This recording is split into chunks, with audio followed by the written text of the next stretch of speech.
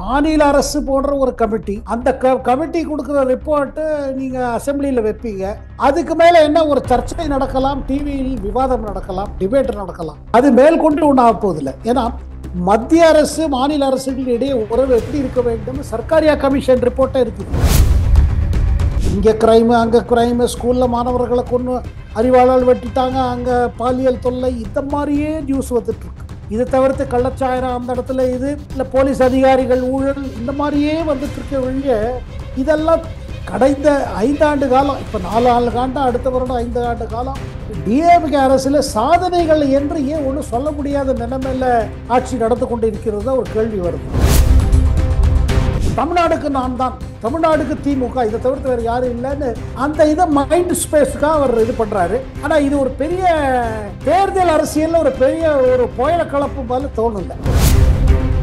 புதுசா என்ன வாக்குறுதிகள் கொடுக்கறது, கொடுத்த வாக்குறுதிகளை கைப்பற்ற முடியாத சில நிலைமை இருக்குது.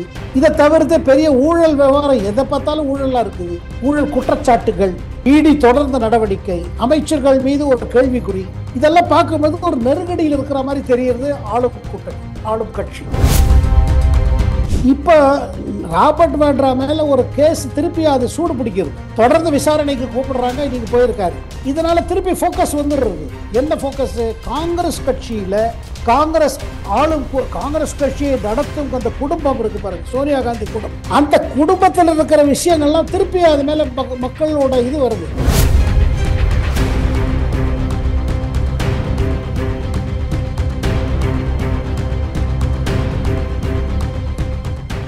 ரியல் ஒன் நண்பர்கள் நேயர்களுக்கு வணக்கம். தொடர்ச்சியாக பல்வேறு முக்கியமான தகவல்களை நம்முடைய வாசகர்களுடன் பகிர்ந்து வரும் மூத்த பத்திரிகையாளர் டெல்லி சேகரையர் அவர்கள் நம்முடைய இருக்கிறார். வணக்கம் சார். வணக்கம் சிவா சார். வணக்கம் சார். இன்று கூடிய தமிழ்நாடு சட்டமன்றத்தில் தமிழக முதலமைச்சர் மு.க. ஸ்டாலின் அவர்கள் 110 விதியின் கீழ் மாநில சுயாட்சி தீர்மானம் கொண்டு வந்திருக்காங்க. இதற்கு நீதிபதி குரியன் தலைமையில ஒரு குழு அமைக்கப்படும் அப்படின்னு சொல்லியும் தெரிவிச்சிருக்காங்க. இந்த குழுவை பொறுத்த வரைக்கும் ஒரு 6 மாத காலத்திற்குள் மத்திய மாநில அரசுகளுக்கு இடையில இருக்கக்கூடிய உறவு குறித்து விரிவான அறிக்கையை தாக்கல் செய்யும் அப்படிங்கிற கருத்தையும் தெரிவிச்சிருக்காங்க. இதை எப்படி சார் பாக்குறீங்க? அதாவது இப்போ ஸ்டாலின் தலைமையில் ஒரு நாடகம் தொடர்ந்து கொண்டு இருக்கிறது தமிழ்நாட்டில். அந்த சீரியல் பார்த்தீங்கன்னா இது ஒரு சீரியல் தான் சொல்லணும்.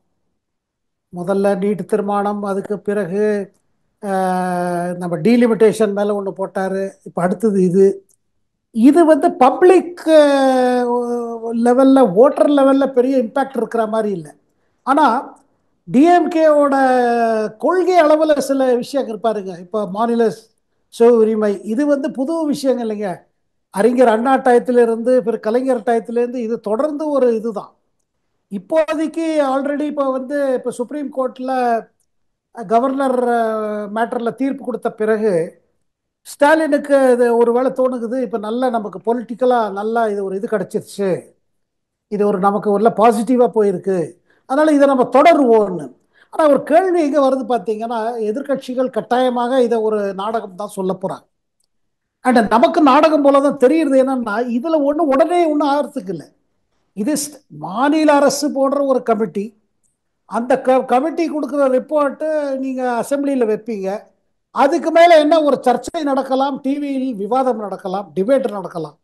அது மேல் கொண்டு ஒன்றாக போதில்லை. ஏன்னா மத்திய அரசு மாநில அரசுகள் இடையே உறவு எப்படி இருக்க வேண்டும் சர்க்காரியா கமிஷன் ரிப்போர்ட்டே இருக்குது, அப்போவே போட்ட ரிப்போர்ட் இருக்குது. அதை பல முறை அதை பார்லிமெண்டத்திலையும் மற்ற மாநில சட்டசபைகளும் இதை பற்றி பேசப்பட்டிருக்கு.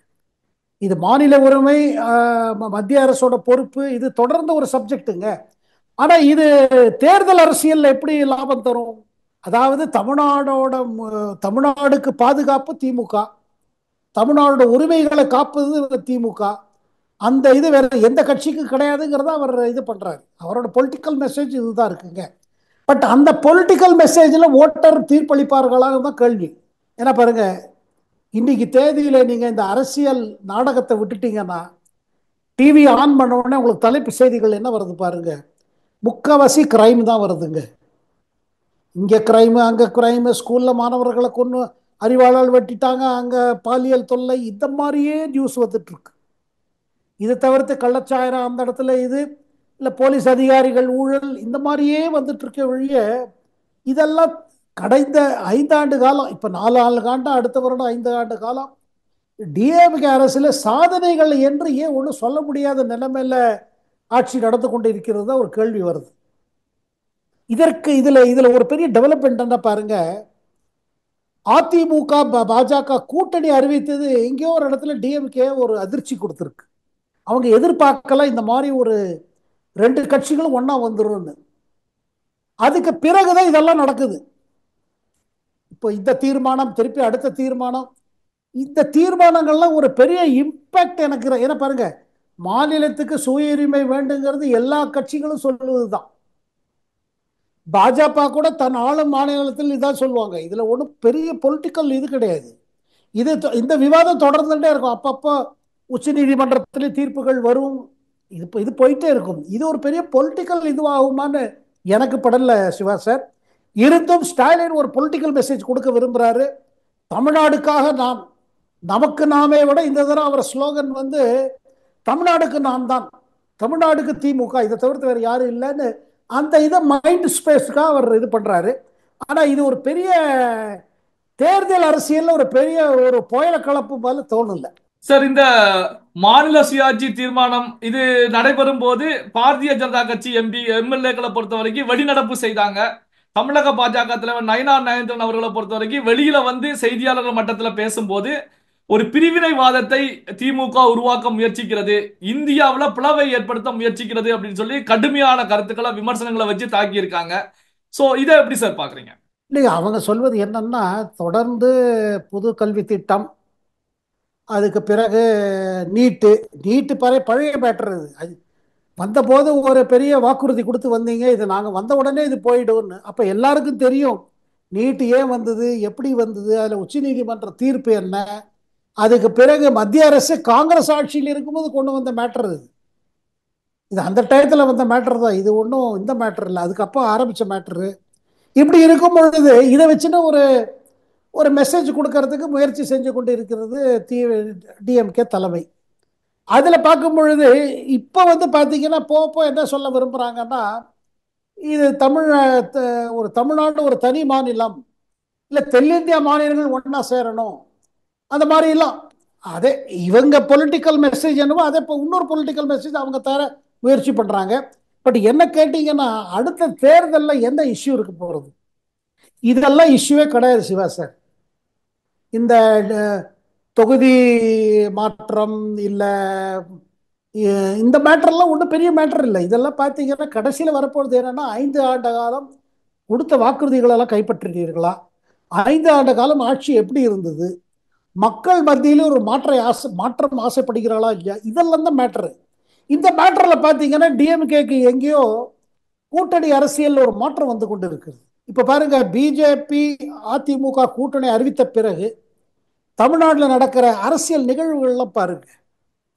பாமகல ஒரு கொந்தளிப்பு, நேத்திக்கு தேமுதிக பொதுச் செயலாளர் பிரேமலதாவோட ஒரு இன்டர்வியூ, பிரதமர் மோடி மீது, பிரதமர் மோடிக்கும் கேப்டனுக்கும் என்ன மாதிரி உறவு இருந்தது, இதெல்லாம் சொல்லும்பொழுது என்ன ஆகுதுன்னா, அரசியலாக ஒரு மாற்றம் வந்துட்டு இருக்கு. அதாவது ஒரு பொலிட்டிக்கல் ரீஅலைன்மெண்ட் சொல்லுவாங்க. அதாவது கட்சிகள் தங்கள் பொசிஷனை மாற்றிக்கிறாங்க, தயாராகிட்டு இருக்காங்க. இந்த நேரத்தில் டிஎம்கே கூட்டணியில் இப்போ யாராவது புதுசாக சேர்றதுக்கு இருக்கா பார்த்தீங்கன்னா அது மாதிரி தெரியல. பாமகக்குள்ள இருக்கிற பிளவுக்கு பாருங்க 2 காரணம்னு புரியுது. ஒன்று, அதாவது தந்தை மகனுக்கு இடையே ஒரு பிரச்சனை, மருத்துவர் ராமதாஸ் மருத்துவர் அன்புமணிக்கு இவங்களுக்குள்ள ஒரு பிரச்சனை ஓடிட்டு இருக்கு. அது குடும்ப பிரச்சனை. அது குடும்ப பிரச்சனை கட்சி பிரச்சனையா இருக்குது. ஆனால் அதே நேரத்தில் பார்த்தீங்கன்னா எந்த கூட்டணிக்கு போவது ஒரு கொஸ்டின் மார்க் அங்க. ஒருவேளை மருத்துவர் ராமதாஸ் வந்து டிஎம்கே கூட்டணி போகலாமான்னு யோசிக்கிறார். ஆனால் மகன் அன்புமணி அவர் சொல்வது என்னன்னா, இப்போ வர சேஞ்சஸ் பார்த்தீங்கன்னா மத்திய அரசு வந்து அந்த இடத்துல பிரதமர் மோடி தலைமையில் செயல்பட்டு இருக்கிறது, நன்றாகவே செயல்பட்டு இருக்கு. அடுத்த இந்த மத்திய அரசுக்கு எந்த விதமான ஆபத்து கிடையாது. இந்த நிலைமையில் இந்த தேர்தலில் லோக்சபாவில் எப்படி பாராளுமன்ற தேர்தலில் நம்ம எப்படி பிஜேபி கூட்டணியில் இருந்தோமோ, இந்த பிஜேபி அதிமுக கூட்டுக்கு ஒன்றான பிறகு இந்த கூட்டணிக்கு போகுதோ சரின்னு அவர் நினைக்கிறார். ஸோ இதெல்லாம் தான் உங்களுக்கு மெயின் இஷ்யூஸாக வந்துட்டு இருக்கு. ஆகையால் நமக்கு என்ன தெரியுது பாருங்க, பாஜக அதிமுக கூட்டணி பார்த்தீங்கன்னா, இவர் நம்ம உள்துறை அமைச்சர் சென்னைக்கு வந்தது, அதுக்கப்புறம் பாஜகவில் மாற்றம், அப்புறம் இபிஎஸ் வீட்டில் போய் விருந்து, அமித்ஷா, அண்ணாமலை, நம்ம நயினார் நாகேந்திரன், எல் முருகன் அவங்க கலந்துருந்தது. அதுக்கு பிறகு பார்த்தீங்கன்னா தொடர்ந்து நயினார் நாகேந்திரன் ஒரு கட்சிக்காக எல்லா தலைவர்களும் கூட எல்லாரோட கோஆபரேஷன்ல முன்னாடி போனோம்னு அவர் இருக்கிற ஒரு முடிவு, இதெல்லாம் பார்த்தீங்கன்னா எதிர்கட்சி கொஞ்சம் இப்போ அது வலிமை தொடங்கி வச்சிச்சு. ஸோ இந்த மாற்றங்கள்லாம் பார்க்கும் பொழுது எங்கேயோ திமுக தலைமைக்கு ஒரு சங்கடம் வந்துட்டு இருக்கு. ஏன்னா புதுசா சொல்றதுக்கு இல்லை, புதுசா என்ன வாக்குறுதிகள் கொடுக்கறது, கொடுத்த வாக்குறுதிகளை கைப்பற்ற முடியாத சில நிலைமை இருக்குது. இதை தவிர்த்து பெரிய ஊழல் விவகாரம் எதை பார்த்தாலும் ஊழலா இருக்குது. ஊழல் குற்றச்சாட்டுகள், இடி தொடர்ந்த நடவடிக்கை, அமைச்சர்கள் மீது ஒரு கேள்விக்குறி, இதெல்லாம் பார்க்கும்போது ஒரு நெருக்கடியில் இருக்கிற மாதிரி தெரியுது ஆளும் கூட்டணி, ஆளும் கட்சி. சார் இப்போ பாத்தீங்கன்னா சோனியா காந்தி, காங்கிரஸ் கட்சியுடைய சோனியா காந்தி அவருடைய மருமகன் ராபர்ட் வத்ரா அவர்களை பொறுத்த வரைக்கும் இன்னைக்கு இடி ஆபீஸ்ல ஆஜராகிறாங்க. அதாவது மணி லாண்டரிங் கேஸ், ஹரியானாவில் 7.5 கோடிக்கு வாங்கிய நிலத்தை டிஎல்எஃப்க்கு சுமார் 50 கோடிக்கு மேல் விற்பனை செய்த மணி லாண்டரிங் விஷயத்துல ஆஜராகிறாங்க. சோ இதை எப்படி சார் பாக்குறீங்க? இல்லைங்க, இந்த கேஸ் எல்லாம் ரொம்ப நாளாக பெண்டிங்காக இருந்துட்டு இருக்கு, அது தொடர்ந்து விசாரணை நடந்துட்டு இருக்கு. அவர் என்னடானா ராபர்ட் வாட்ரா என் மேலே ஒன்றுமே இல்லை அப்படின்னு சொல்லிட்டு இருந்தார். இப்போ ராபர்ட் வாட்ரா மேலே ஒரு கேஸ் திருப்பி அது சூடு பிடிக்கிறது, தொடர்ந்து விசாரணைக்கு கூப்பிடுறாங்க, இன்னைக்கு போயிருக்காரு. இதனால திருப்பி ஃபோக்கஸ் வந்துடுறது.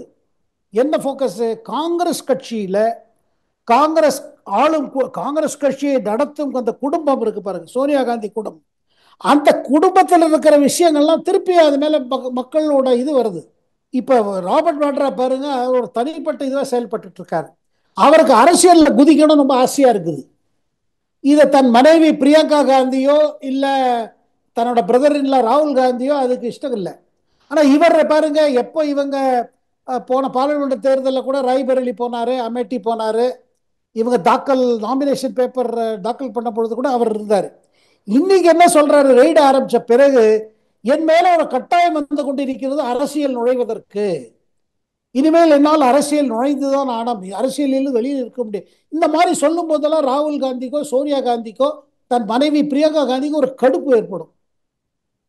ஏன்னா தன் மேல உள்ள பிரச்சனையை திருப்பி இவர் கட்சியை இழுக்க பார்க்கிறாரு, காங்கிரஸை இழுக்க பார்க்கிறாரு. அப்போ காங்கிரஸ் தலைவர்கள் என்ன நினைச்சாங்க, சரி இப்போ மேட்டர் ஒன்றும் ஆகல, இந்த மேட்டரில் இப்போ ஒன்றும் இல்லை, நம்ம மோடி அரசுக்கு எதிர்த்து போராட்டம் தொடருவோம்னு நினைக்கும் பொழுது, இது வரும்பொழுது திருப்பி ஊழல்னு பேசப்படும் போது, இந்த ஊழலை யாருமே மறக்க முடியாத ஊழலுங்க. இப்போ நீங்கள் கூறினது போல அந்த ஹூடா அரசு இருந்த பொழுது, பூபேந்தர் சிங் ஹூடா முதல்வராக இருந்த பொழுது, ஹரியானா முதல்வராக இருந்த பொழுது அரசு நிலத்தை இவருக்கு கொடுத்து, இவர் டிஎல்எஃப்னு ஒரு பிரைவேட் ரியல்டர் இருக்காங்க குடுகாவங்க, அவர் ராஜீவ் காந்தி டயத்துல அவங்க தான் டெவலப் பண்ணாங்க, காங்கிரஸ் கட்சிக்கு நிறைய நிதி உதவி கொடுத்துருக்காங்க.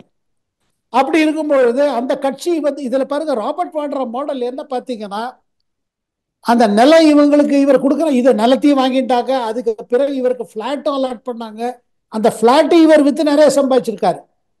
ஸோ அந்த காலத்தில் என்ன சொல்லுவாங்க, மாடல் ஆஃப் கவர்னன்ஸ் மாதிரி மாடல் ஆஃப் டெவலப்மெண்ட்ல Robert Vadra model of development ஒன்று இருக்குதுப்பாங்க. என்னன்னா, ஒரு பைசா தன் பாக்கெட்லேருந்து போடாமல் சம்பாதிச்சவர். அதாவது இந்த ரியல் எஸ்டேட் காரங்க அவர் பேர்ல வந்து லேண்ட் அவர்கிட்ட வாங்கின மாதிரி காமிச்சு அவருக்கு பணம் கொடுத்து, அதுக்கு பிறகு இவ்வளவு குறிப்பிட்ட அளவு 50 பிளாட் பாருங்க, 500 பிளாட் கட்டுறான்னா 50 பிளாட் அவர் பேர்ல கொடுத்துருவாங்க. அந்த 50 பிளாட்டை இவர் ஒன்னொன்னா வித்து அவர்களுக்கு வித்த மாதிரி அவங்க காமிச்சு அவருக்கு அதுக்கு பணம் கொடுப்பாங்க. எதுலையுமே இவர் இன்வெஸ்ட்மெண்ட் ஒண்ணுமே இருக்காது பெருசா. இதுதான் இவர் மேல இருக்கிற குற்றச்சாட்டு. இதுல பணம் வந்து வெளியில போயிருக்கு, அதனால்தான் இடி இதை இன்வெஸ்டிகேட் பண்ணுது, ஏன்னா மணி லாண்டரிங் வருது. இப்ப பாருங்க, இந்த மேட்டர் வரும்பொழுது திருப்பி மக்களுக்கு ஞாபகப்படுத்துற மாதிரி நேஷனல் ஹெரால்டு மேட்டரா இருக்கட்டும், அதுல பாருங்க, அதுலயும் அமலாக்கத்துறை வந்து ப்ராப்பர்ட்டி இருக்கு பாருங்க, 600 மேல ப்ராப்பர்ட்டி இருக்குது. காங்கிரஸ் கட்சியோட ப்ராப்பர்ட்டியை குடும்பம் தங்க பேரில் மாத்திட்டாங்க, அதுதான் அந்த குற்றச்சாட்டு அந்த மேட்டர்ல. அதை அவங்க வச்சுட்டு இருந்தாங்க. இப்ப அவங்க கட்ட வேண்டிய இன்கம் டாக்ஸுக்கு 100 கோடி கட்டணும். அவங்க டாக்ஸே காமிக்கல, கேபிட்டல் கெயின்ஸும் காமிக்கல. ஸோ இந்த பல வழக்குகள் இருக்கும் பொழுது ராபர்ட் வாட்ரா மீது உள்ள கேஸ் கேட்டீங்கன்னா ராகுல் காந்திக்கு ஒரு பெரிய சங்கடம் அது. அண்ட் பீகார் தேர்தலுக்கு முன்பாக வரதுனால என்ன, திருப்பி காங்கிரஸ் மேலே இது ஆரம்பிக்கிறது கதை. காங்கிரஸுக்கும் ஊழலுக்கும் என்ன தொடர்புங்கிறது நம்ம திருப்பி மக்களுக்கு ஞாபகப்படுத்துற மாதிரி இந்த கேஸ். ஓகே சார், பல்வேறு முக்கியமான தகவல்களை நம்முடைய வாசகர்களுடன் பகிர்ந்து கொண்டதற்கு நன்றி சார். நன்றி, வணக்கம்.